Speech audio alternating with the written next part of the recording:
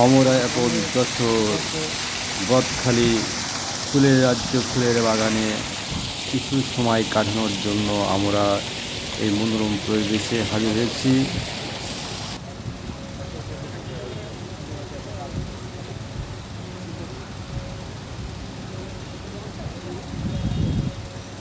আপনারা দেখতে পাচ্ছেন কি সুন্দর একটি পরিবেশ। আপনারা যারা এই গদখালি ফুলের বাগান দেখতে আসতে চান তারা যশোর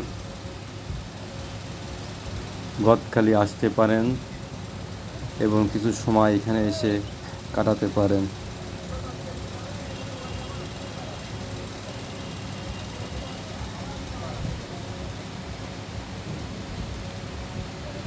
আপনারা দেখতে পাচ্ছেন মহেশপুরের নেতৃবৃন্দ সহ ঝিনাইদহ জেলা যুবদলের সংগ্রামী সাধারণ সম্পাদক আশরাফুল পিন্টু ভাই সহ আমরা সবাই গদখালি ফুলের বাগান।